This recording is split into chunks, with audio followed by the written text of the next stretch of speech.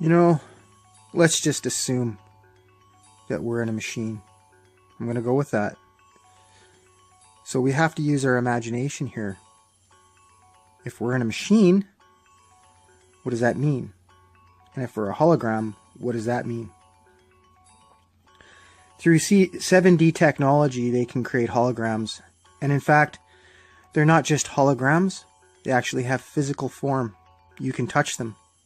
If you don't believe me, punch in 7D holograms, National Geographic.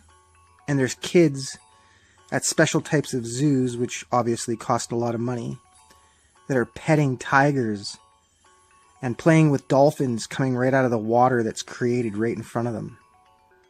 That is as real as me and you. So, I don't know.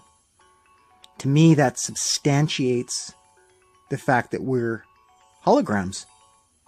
It should. Because if they can create holograms right now with the technology that they have, and through the study of computer programs and web browsers and how they function, they've came to the conclusion that we're holographic in nature.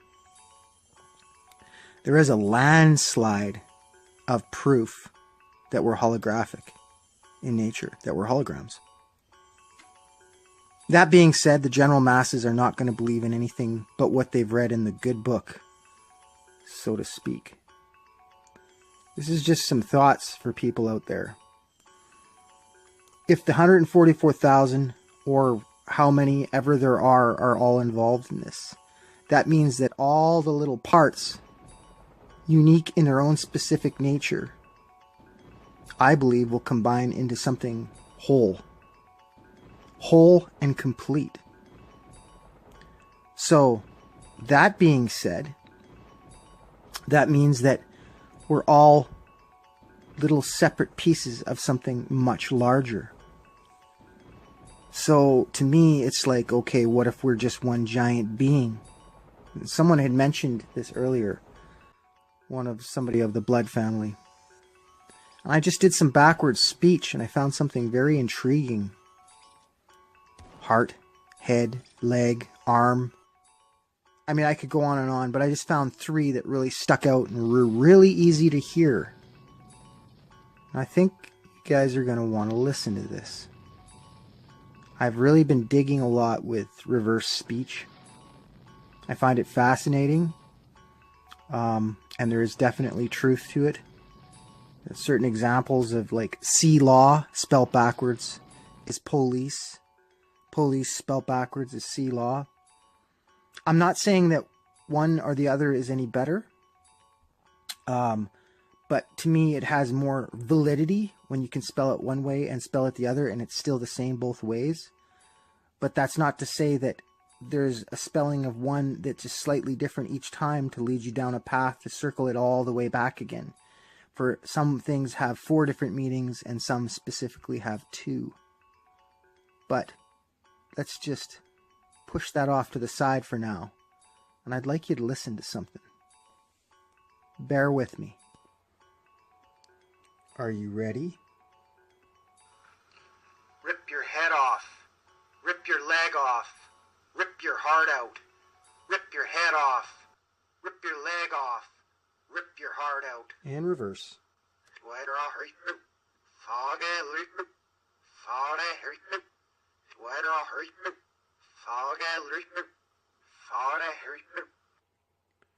I hurt you? How? Listen.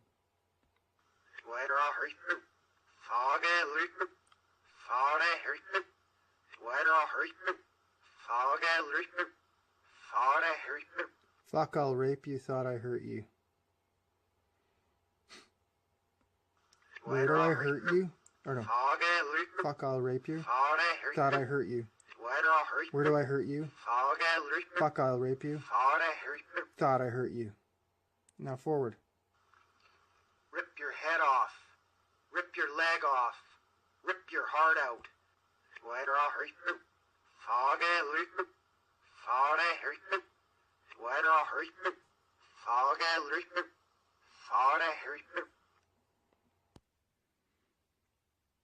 To me,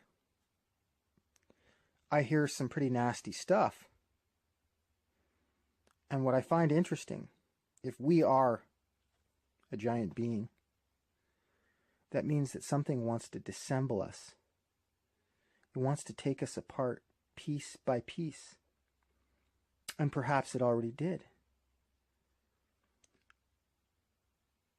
But now we're starting to realize each one of us is a specific part. From a finger, to a toenail, to a hair, to an eyelash, to a heart, to a mind, to a leg, to an arm, to a fist. What are we? I can think of no greater hell than thinking I am alive right now and stuck somewhere else and not knowing it. And trying to fight. I've woke up with a pain in my chest and never had a heart attack. A tear running down my face and wondering why I never remembered a bad dream. Like I was fighting on the other side, somewhere else. Trying to break through an impenetrable sheet of glass. I don't know what it is. But I know lying to ourselves isn't going to help anything. And I know that death, it waits for all of us. It wants to kill us. And what's funny is there's only one creature in the world that defies death, that's a living being. And it's a type of jellyfish. And how it does this is amazing. It goes back into a state of being born all over again. Yes, did you hear me?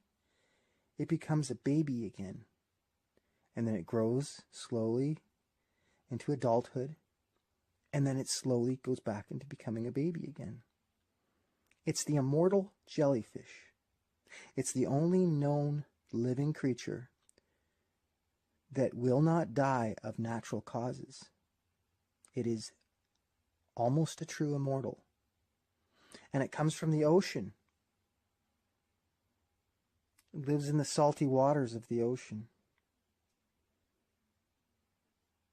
Wonder where it came from originally.